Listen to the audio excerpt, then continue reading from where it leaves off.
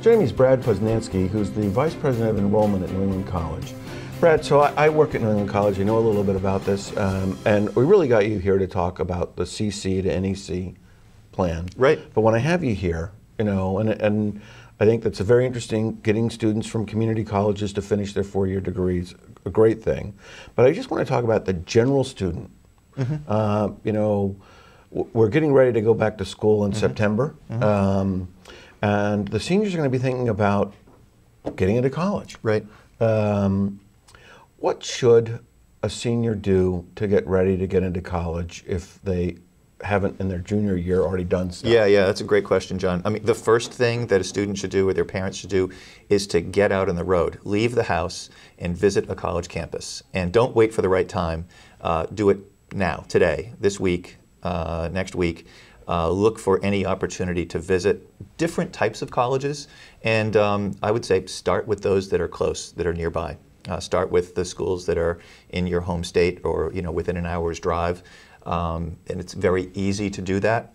And that's the most important thing that any student can do right now is to get on a college campus, walk around, and visit a small campus, visit a large campus, try an urban setting, try a public. Large public institution.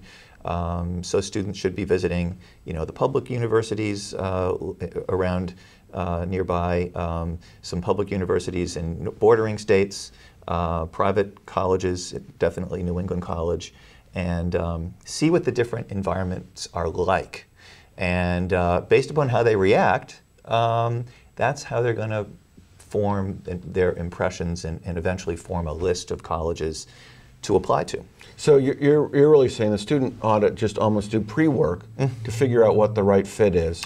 That's right, that's right. And then get a refined list based on that. Sure, I mean everyone has some kind of a list in mind, but oftentimes it's an uninformed list because they have impressions, because they're from what they've heard from friends. Even parents will hear from their friends about different places. But no school is right for everyone, and we all have different, form different impressions and react differently to different schools. So yes, absolutely, go out and visit and experience and challenge your list. You may have 10 schools in your list, and if they're all the same, then you probably don't have a good list. Well, sure, that's another good point. There should be some variation, as I was kind of saying before, some publics, some privates, different levels of selectivity. The standard advice is there should be a reach school or, a categories, a few reach schools that you think, you hope you can get into, a couple of others that are in the middle, and then a couple of, call it safeties. And, one of the measures of a safety school, if you will, is a place where, you can afford, that if offered admission, you can afford to go based upon the cost or what you know about scholarship offers, which we make that very well known to families at the time that they're inquiring. So they're able to see the average scholarships that we offer. Should most students apply to 2 schools, 10 schools, 50 schools?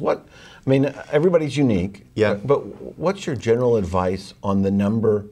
If you've gone through and sort of done some pre-work. Well, my advice is, apply to 1 school and it's New England College. I get that. Yeah, I get that. But no, truly, the national average is 7. Okay, but that's the national average, and that's knowing that in some parts of the country, some students are applying to 1. They know where they're going. They're going to the large public flagship, Ohio State or Michigan State or wherever. But it's not uncommon for students around here to be applying to 15 colleges. It's much easier than it used to be when you and I went to school in order to apply. We have the common application. So the students fill out 1 application, it gets sent to... Right, yeah, you fill it out once, you write 1 essay for the most part. You may have to tweak it a little bit, pay the application fee, and off it goes. So it's much easier to complete an application. So you asked the question, how many should it be? I would say, I think 7, 5 to 7 is probably a good number. But my wife is a high school counselor, and I think the high watermark was somewhere north of 20 at her school this past year. I got to think that's a lot, but I also know we're out of time.